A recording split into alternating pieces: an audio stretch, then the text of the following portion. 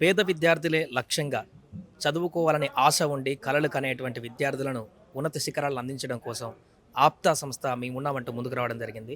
ఇప్పుడు స్కాలర్‌షిప్‌తో అద్భుతంగా 1200 మందికి ఈ సంవత్సరము స్టూడెంట్స్‌కి స్కాలర్‌షిప్‌ను కూడా ఇచ్చి వారి యొక్క చదువుకు పూర్తి స్థాయి బాధ్యతలు కూడా తీసుకుంటుంది. అసలు ఆప్తా ఎందుకు ఈ కార్యక్రమం చేపట్టింది? దీనివల్ల విద్యార్థులకు ఎలాంటి బెనిఫిట్స్ వస్తున్నాయి? దానికి సంబంధించి పూర్తిగా మాట్లాడదాం. మనతో పాటు ఈ ఆప్తాకు సంబంధించినటువంటి ఫౌండర్ మధు గారు ఉన్నారు. సార్, ఎందుకు ఈ ఆలోచన వచ్చింది? ఎంతమందికి స్కాలర్‌షిప్‌ని మంజూరు చేస్తున్నారు? మొదటిగా నా పేరు మధు ఉల్లి అండి. నేను president for American progressive Telugu association.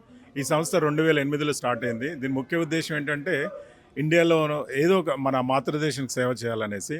But దానిలో ఆలోచిస్తే విద్యాదానం, మహాదానం చాలా దానాలు. ఎందుకంటే ఒక అబ్బాయిని చదివిస్తే ఆ అబ్బాయి కుటుంబం అంతా బాగుపడుతుందనే ఉద్దేశంతోటి 2008లో మొదలుపెట్టి ఇప్పటివరకు దాదాపుగా ఈ సంవత్సరం స్టూడెంట్స్తో కలిపి 14,000 మందికి స్కాలర్షిప్స్ ఇవ్వడం జరిగింది.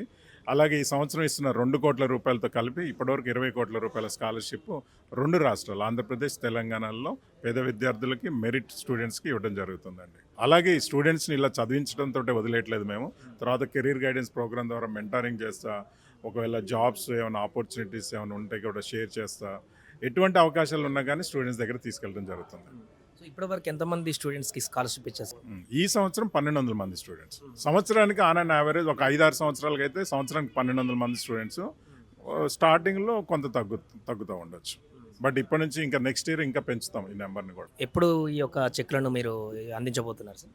జనవరి 11 కిక్ ఆఫ్ అనమాట అండి. బిగ్ ఈవెంట్ జనవరి 11 గుంటూరులో ఏ కన్వెన్షన్ సెంటర్ అమరావతి రోడ్లో చేస్తున్నాము. దాని తర్వాత కూడా దూర ప్రాంతాల్లో ఉండే వాళ్ళకి స్మాల్ డిస్ట్రిబ్యూషన్ కలెక్షన్ సెంటర్స్ లాంటివి పెట్టి అక్కడ కూడా ఈ చెక్స్ డిస్ట్రిబ్యూట్ చేస్తాం.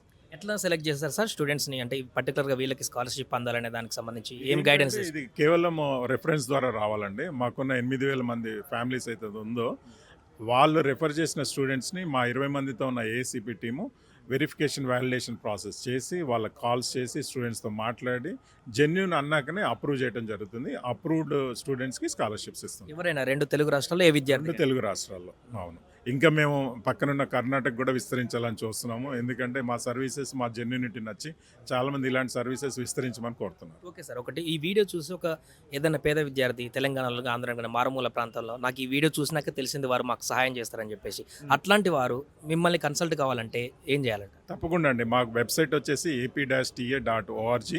దాంట్లో ప్రతి డీటెయిల్ ఉంటుందండి, కాంటాక్ట్ డీటెయిల్స్. మీరు ఏసీపీ టీంకి సంబంధించి వాళ్ళని సంప్రదించవచ్చు. కాంటాక్ట్ నెంబర్ కూడా ఏమైనా ఉంది సార్? దాంట్లో ఈమెయిల్ ఐడి ఉంటుంది, కాంటాక్ట్ నెంబర్ ఉంటుంది, వెబ్సైట్లో ఉంటుంది, అన్ని డీటెయిల్స్ ఉంటాయి.